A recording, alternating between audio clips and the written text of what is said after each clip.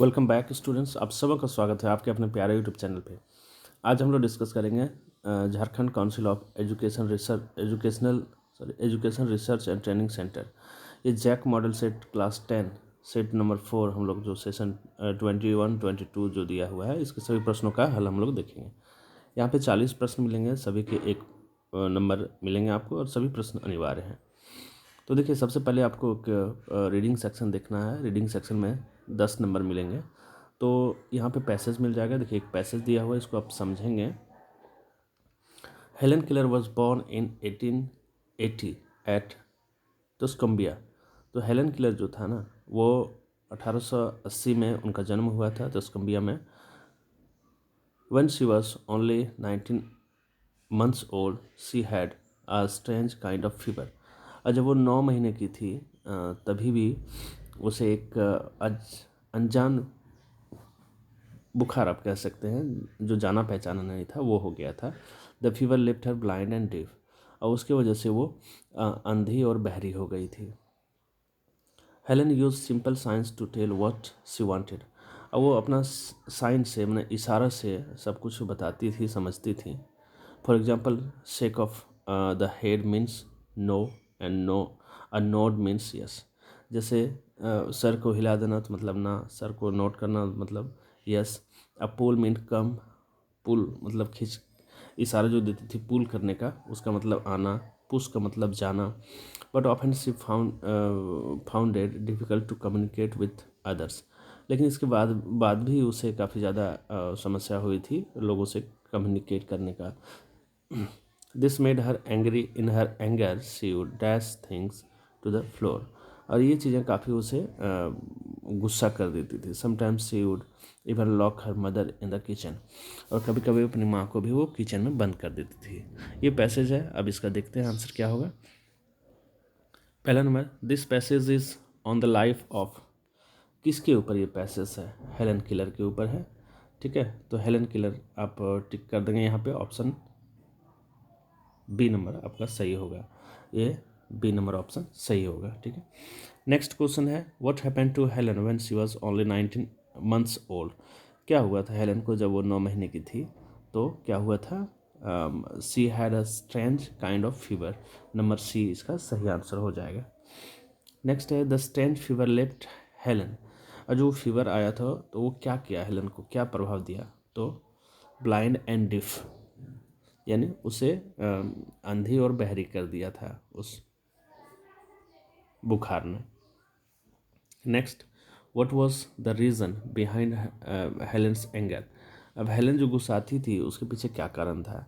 उसके पीछे कारण यही था कि डिफ़िकल्ट इन कम्युनिकेटिंग। वो साइन का तो यूज़ कर रही थी लेकिन काफ़ी ज़्यादा डिफ़िकल्ट भी हो रही थी। चलिए, नेक्स्ट है, find a word from the passage which means to convey. Convey का मतलब क्या होता है? यहाँ पे आपको आंसर देने हैं। देखिए, डिफ़िकल्ट। ठीक है, ए नंबर आपको देना है आंसर। चलिए आगे बढ़ते हैं। एक और पैसेज आ चुका है। देखिए, ये एक पैसेज है, इसको समझना है। केबल टीवी के बारे में दिया है। Cable TV has come to stay. Cable TV जब आया, it has got a corner in most urban homes today. तो सभी घरों में, जैसे अर्बन शहरी घरों में वो आ गया, छा गया, यूँ कहे तो कि सब जगह वो फैल गया। For some it is a symbol of social status for others. एक सिंबल बन गया सोशल स्टेटस का, unnecessary for keeping in tune with the times. समय के साथ वो चलता रहा। Parents have realise that the cable has become a power in itself. और जो भी पेरेंट्स थे सभी को ये लगने लगा कि नहीं, जो केबल है ना, वो बहुत ही शक्तिशाली है अपने आप में। For although it is slowly wearing of the charm still remains. So it is no longer a craze, it is a phenomenon. The effect of cable TV on children is so strong that it cannot be ignored।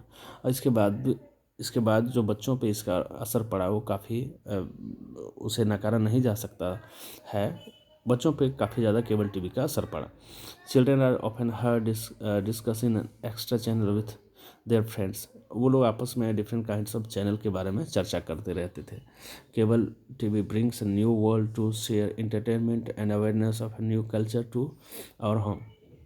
इस cable TV के माध्यम से ना हमें entertainment की भी सुविधा मिली, और जो कल्चरल अवेयरनेस है चीज़ों को जानने की, वो भी हमें अपने घरों में मिले।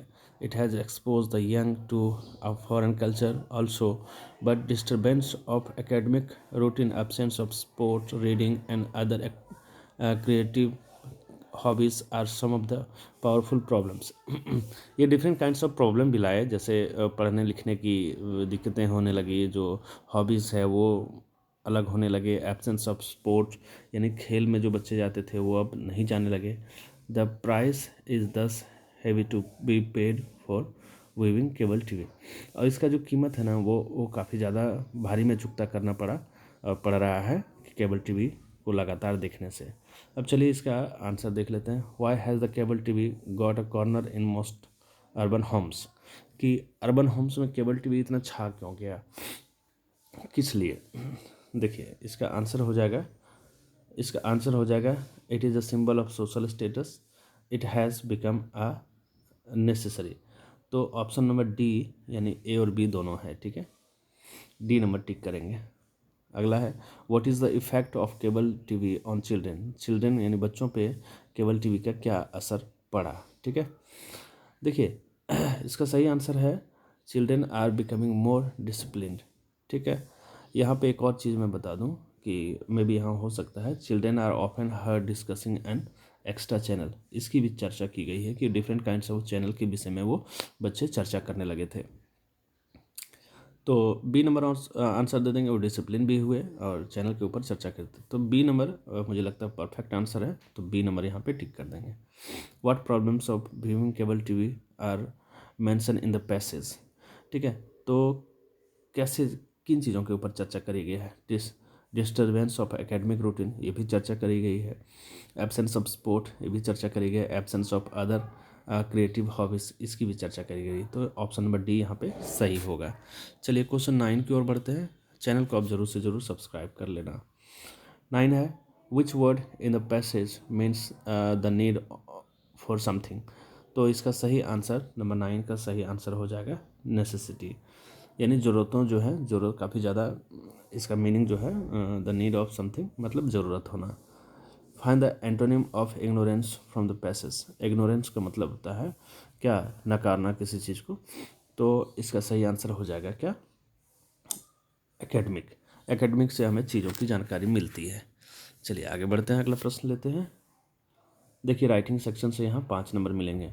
Assume yourself as Anil Anita, write letter to your friend inviting him her to spend the summer vacation with you.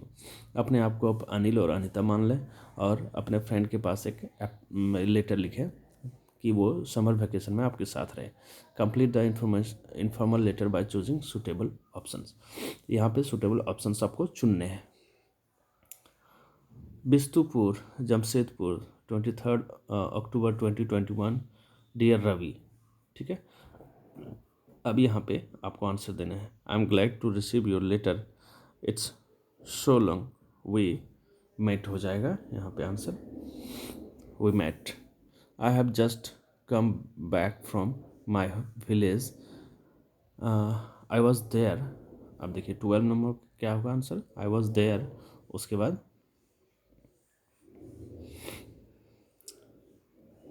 From 10 days, I was there from 10 days, ठीक है। बी नंबर यहाँ पे आप आंसर देंगे। फिर क्या कहता है 10 days, there was no hue and cry. देखो ह्यू एंड क्राई एक साथ में आता है, तो 13 का आंसर हो जाएगा क्राई, 13 का आंसर हो जाएगा क्राई, ठीक है।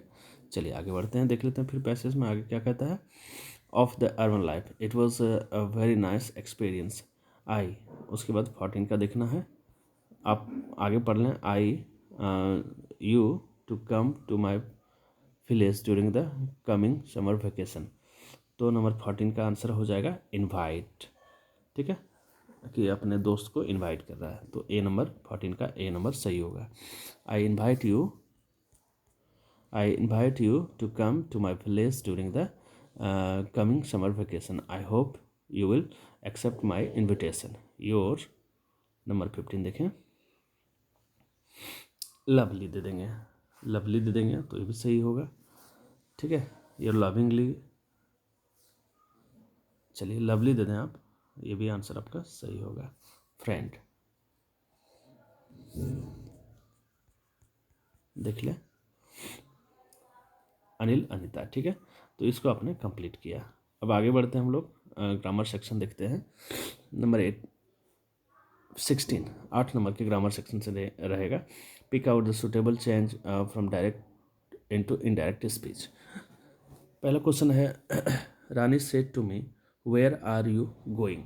तो इसका सही आंसर हो जाएगा Rani asked me where I was going, ठीक है। कौन सा होगा अब देख ले, ये वाला बी नंबर आपका सही होगा। Rani asked me where I was going. Number 17 है Ritu said to me I saw a movie. तो क्या हो जाएगा, Ritu told me that she had seen a movie. Number C इसका सही आंसर होगा। चलिए ये सभी क्वेश्चन इंपॉर्टेंट है, आपके एग्जाम में आएंगे। Number 18 God have mercy on you. तो ये जो एक्सक्लेमेटरी सेंटेंस है, यहाँ पे आप मे का प्रयोग करेंगे, ठीक है। चलिए 19 देखते हैं। नंबर 19 वी डैश पे आवर टैक्सेस। ये काफ़ी ज़्यादा नेसेसरी चीज़ों को ये करते हैं, तो मस्ट का प्रयोग करेंगे। We must pay our taxes. Mahatma Gandhi was born in Porbandar. This sentence is in. Mahatma Gandhi का जन्म पोरबंदर में हुआ था। तो ये सेंटेंस किस में है, तो ये सिंपल पास्ट टेंस में है, ठीक है, सिंपल पास्ट टेंस में। नंबर 21 जाएंगे। यस, अब यहाँ पे लिखेंगे can you write a letter, ठीक है। Number 22 I ask him if I can, I could लिखना है, if I could see him, ठीक है। नंबर 23 चलेंगे। The passive voice of Mani is writing a letter. Mani is writing letter का passive voice क्या होगा, तो ऑब्जेक्ट सब्जेक्ट सब्जेक्ट ऑब्जेक्ट हो जाता है। A letter is being written by Mani, letter is being written by Mani. तो ऑप्शन नंबर बी आपका सही होगा। चलिए आगे बढ़ते हैं। एक और पैसेज यहाँ पे दिया हुआ है, इस पैसेज को भी आप समझ लेंगे। ये जो आपकी बुक में लेंचो की कहानी है, अ लेटर टू गॉड, उसी से लिया गया है, ठीक है। तो चलिए इसका आंसर मैं झटपट आपको बता देता हूँ। Who is he in the first line, तो यहाँ पे लेंचो हो जाएगा, ठीक है। How much money did Lencho receive, कितना पैसे वो रिसीव किया था, तो 70 पैसे वो रिसीव किया था। ऑप्शन नंबर ए सही होगा। आगे बढ़ते हैं, अगला प्रश्न लेते हैं। Who are bunch of crook. Crook का मतलब होता है दुष्ट। तो पोस्ट ऑफिस एम्प्लॉयज़ को वो क्रूक ऑफ बंच बोल रहे थे, कौन, लेंचो, क्योंकि उसे लग रहा था कि उसके पैसे उसी ने चुरा लिए। What does the phrase a bunch of crook mean. A bunch of crook mean का मतलब क्या होता है, dishonest person, a group of dishonest person. चलिए बहुत अच्छा। अब देखिए एक यहाँ पे अगला प्रश्न ले लेते हैं। What was the only hope left in Lencho's heart.